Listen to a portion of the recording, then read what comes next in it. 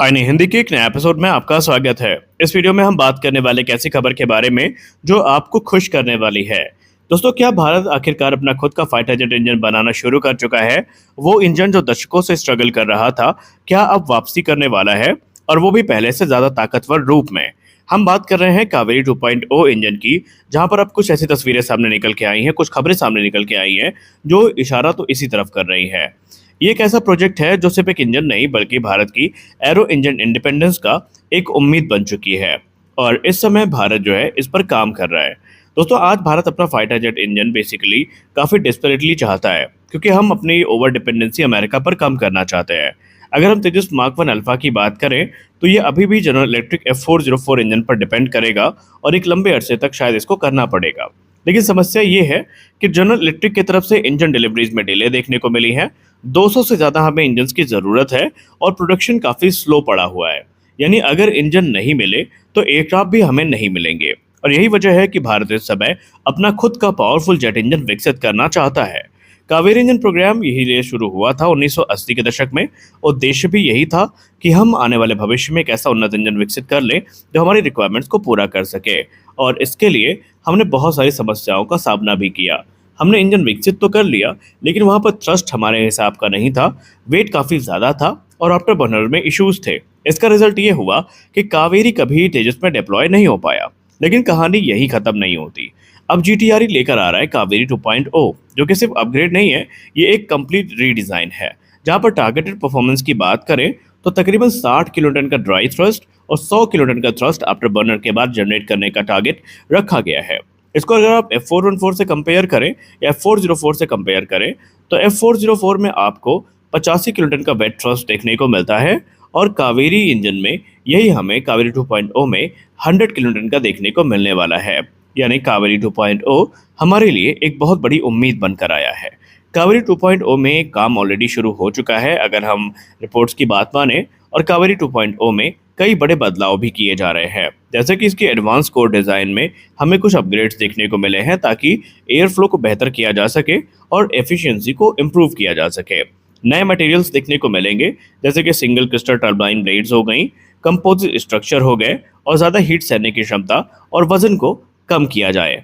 अब यहाँ पर फ्लैट रेटिंग फिगर्स भी हमें फीचर्स भी देखने को मिलेंगे। जैसे कि आपको पता ही है कि अमेरिकी कंडीशन और इंडियन कंडीशन में काफ़ी फ़र्क होता है। भारत में हॉट और ह्यूमिड कंडीशन होती हैं, और एक्सट्रीम हीट में हमने ये देखा है, और रिपोर्ट भी ऐसा कहती है कि 10% तक का जो थ्रस्ट ड्रॉप है वो हमें F404 में देखने को मिला है। अब ये चीज़ें हमारे खुद के इंजन में ना हो, इसीलिए इसको जो फ्लैट रेटिंग फीचर है वो दिया गया है, ताकि एक्सट्रीम हीट में भी सेम परफॉर्मेंस रहे और भारत जैसे मौसम के लिए भी ये परफेक्ट रहे। और आपको बता दें कि सैफरान जैसी कंपनियों के एक संभावित कोलैबोरेशन को भी इस समय कंसीडर किया जा रहा है, ताकि प्रोग्राम को तेज़ी से आगे बढ़ाया जा सके, और इसमें किसी प्रकार के अगर अवरोध उत्पन्न होते हैं तो दोनों पार्टनर्स मिल करके उसको रेक्टिफाई कर सकें। लेकिन जितना सुनने में ये आसान लग रहा है, ये रास्ता उतना आसान तो नहीं होने वाला है। इसमें कुछ मेजर चैलेंजेस भी हैं, जैसे कि आफ्टर बर्नर स्टेबिलिटी अभी भी चैलेंज है हमारे लिए। इंजन की टेस्टिंग अभी अभी अंतिम चरण में है। इसको फाइनल सर्टिफिकेशन कावेरी इंजन को नहीं मिला है। यहाँ पे मैं ट्राई कावेरी की बात कर रहा हूँ, क्योंकि असली जो टाइमलाइन होगी कावेरी 2.0 की वो डिपेंड करेगी कि हमें सर्टिफिकेशन मिला है या नहीं मिला है। वेट इश्यूज अभी रिजॉल्व तो हुए हैं, लेकिन पूरी तरीके से ख़त्म हो गए ऐसा कहना जल्दबाजी होगी। रिलायबिलिटी में अभी ये जनरल इलेक्ट्रिक F404 या F414 के कितना समकक्ष होगा ये हमें देखना पड़ेगा। यानी कावेरी इंजन को अभी खुद को प्रूव करना होगा कि वाकई वो F404 और F414 को रिप्लेस करने योग्य है या नहीं। अब बात करते हैं इंटीग्रेशन चैलेंजेस की। बहुत सारे लोग ये सोचते हैं कि आपने कावेरी इंजन अगर बना लिया, उसने टेस्ट पास कर लिया, तो फिर F404 को आप इंजन बे से निकाल दीजिए और कावेरी इंजन को लगा दीजिए, हो गया हमारा काम। यानी प्लग एंड प्ले को लेकर वो सोचते हैं, लेकिन रियलिटी इससे बिल्कुल अलग है। माउंटिंग ज्योमेट्री अगर बदलती है तो उसके लिए भी हमें बदलाव करने पड़ते हैं। इसके अलावा एयर फ्लो डायनेमिक्स बदलता है इंजन चेंज करने में, और एयरक्राफ्ट का बैलेंस भी इम्पैक्ट होता है। और तेजस में इंटीग्रेशन एक बड़ा टेक्निकल चैलेंज भी है। यानी हमें हर कदम फूक फूक कर रखना पड़ेगा। एक भी गलत कदम अगर उठा तो इसके परिणाम काफ़ी बहुत भयानक हो सकते हैं, और ये चीज़ हम बिल्कुल भी नहीं चाहेंगे। रोड मैप की बात करें तो गैस टर्बाइन एस्टैब्लिशमेंट ने एक स्मार्ट स्ट्रेटजी को अपनाया है। उन्होंने कई चरणों में इस प्रोग्राम को पूरा करने का निश्चय किया है। स्टेप 1 है ड्राई कावेरी इंजन का, या कावेरी डेरिवेट इंजन, जो कि घातक यूकैब में इस्तेमाल होगा। पहले इसको तैयार किया जाएगा, फिर कावेरी 2.0, जो कि हमें एक अपग्रेडेड वेरिएंट कावेरी का देखने को मिलेगा, और इसका उद्देश्य होगा 2030 के दशक में मार्क 1 अल्फा और संभावित है कि मार्क 2 जैसे विमानों को पावर करना। कावेरी 2.0 अगर सफल हो जाता है तो तेजस के परफॉर्मेंस में एक बड़ा बूस्ट देखने को मिलेगा, इंपोर्ट डिपेंडेंसी कम हो जाएगी, फ्यूचर ट्विन इंजन जो हमारे प्लेटफॉर्म है वो भी पॉसिबल हो पाएंगे, और इंडिया बनेगा एक एलिट एरो इंजन क्लब का हिस्सा, जिसके लिए हम सालों से स्ट्रगल कर रहे हैं। यानी कावेरी 2.0 हमारे लिए सिर्फ एक इंजन नहीं है जिस पर जीटीआरई काम शुरू कर चुकी है, ये भारत के टेक्नोलॉजिकल इंडिपेंडेंस की लड़ाई है, और सवाल अभी भी बाकी है कि क्या इंडिया इसे सक्सेसफुली कंप्लीट कर पाएगा।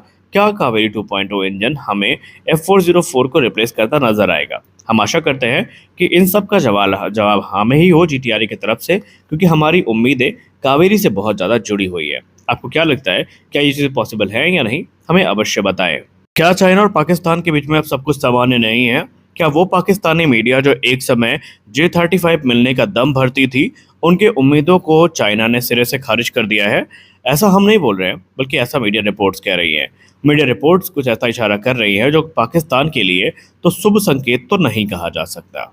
देखिए, आमतौर पे हमने आज के दिनों में देखा है कि पाकिस्तान जो है वो अमेरिकी दलाल बन के घूम रहा है, और अमेरिका के कहने पर वो हर अपना कदम उठा रहा है, और चीन को हर वो चीज़ जिस चीज़ से नफरत है जो अमेरिका के करीब पाकिस्तान को लेके जा रही है, वही काम पाकिस्तान कर रहा है।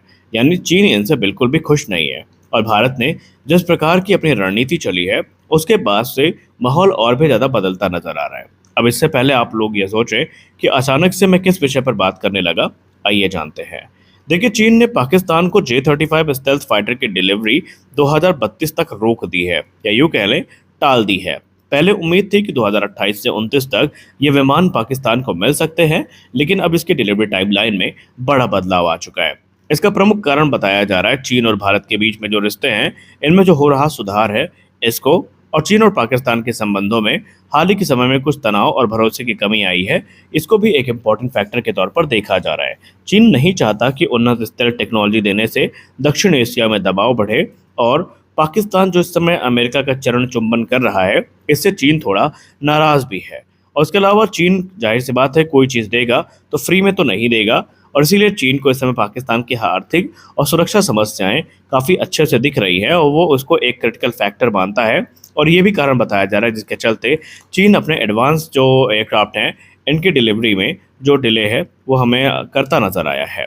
इसका प्रभाव ये पड़ेगा कि पाकिस्तान को एक लंबे अरसे तक फिलहाल 5th जनरेशन फाइटर का संभावित एक्सपोजर नहीं मिल पाएगा, और उन्हें अपनी ज़रूरतें JF-17 और J-10 जैसे विमानों से पूरी करनी पड़ेंगी।